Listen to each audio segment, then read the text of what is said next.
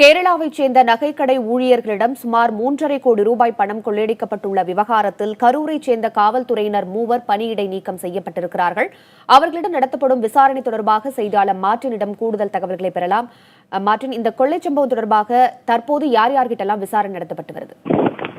கடந்த மாதம் 25ஆம் தேதி கோவை புறநகர் சாலை, அதாவது நீலகிரியிலிருந்து மதுக்கரை வழியாக கேரளா செல்லக்கூடிய புறவழி சாலையிலே ஒரு கார் களவு போனதாக கோவை மாவட்ட காவல்துறையில் புகார் பதிவு செய்யப்பட்டது. அதாவது அன்றைய தினத்திலே ஒரு கார் இந்த புறவழிச்சாலையை கடந்து சென்றதாகவும், அப்பொழுது நாங்கள் காவல்துறை என்று சொல்லி 6 பேர் கொண்ட ஒரு வாகனத்தில் வந்தவர்கள் வண்டியை அந்த காரை சோதனையிட வேண்டும் என்று சொல்லியிருக்கிறார்கள்.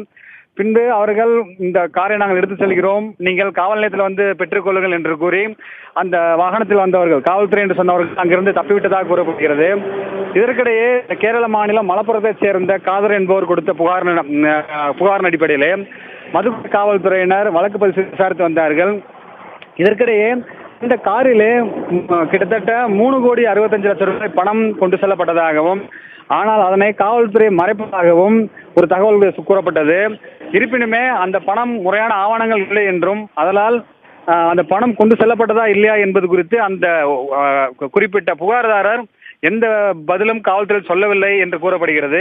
இதனைத் தொடர்ந்து ஒரு 4 தனிப்படைகள் அமைக்கப்பட்டது. இந்த 4 தனிப்படைகளுமே தனித்தனியாக விசாரணை மேற்கொண்டதில் அந்த காணாமல் போனதாக சொல்லப்படும் கார் கண்டுபிடிக்கப்பட்டது. இதற்கிடையே தான் நேற்று கரூர் மாவட்டத்தைச் சேர்ந்த பரமத்தியில் பணிபுரியக்கூடிய ஆய்வாளர் முத்துக்குமார் மற்றும் சரவணன் மற்றும் மேலும் ஒரு காவலர் தர்மராஜ் என்கிற 3 நபர்களும் சஸ்பெண்ட் செய்யப்பட்டிருக்கிறார்கள். மார்டின், இப்போ இந்த விவகாரத்துல வேறு யாருக்கேனும் தொடர்பு இருக்கிறதா என்று காவல்துறையினர் சந்தேகிக்கிறார்களா? காவல்துறையினரின் அடுத்த கட்ட நடவடிக்கை என்ன? காவல்துறையில் இது தொடர்பாக அதிகாரியிடம் கேட்டபோது இதில் பணம் கொண்டு செல்லப்பட்டது உண்மை என்று தெரிய வந்திருக்கிறது. மேலும் இந்த பணமானது ஹவாலா பணமாக இருக்கலாம் என்ற கோணத்திலும் காவல்துறை விசாரணை செய்து வருகிறது.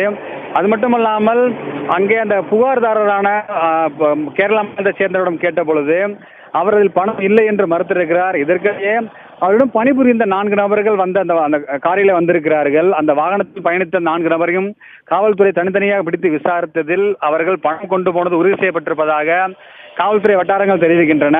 எனினுமே இந்த சம்பவம் தொடர்பாக இந்த வழக்கிலே இதுவரை கைது செய்யப்பட்டிருக்கிறவர்கள் குறித்த விவரம் அதிகாரப்பூர்வமாக நாம் தெரிவிக்கப்படவில்லை.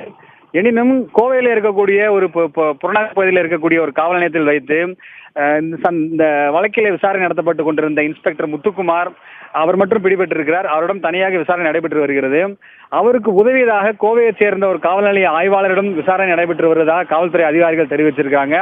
அதே போல இந்த எஸ்ஐ சரவணன் மற்றும் ஒரு ஏட்டு என்று சொல்லக்கூடிய தர்மராஜ் என்கிறவர் தலைமறைவாக இருப்பதாகவும் அவரை தேடி வருவதாக காவல்துறை தெரிவித்திருக்கிறார்கள்.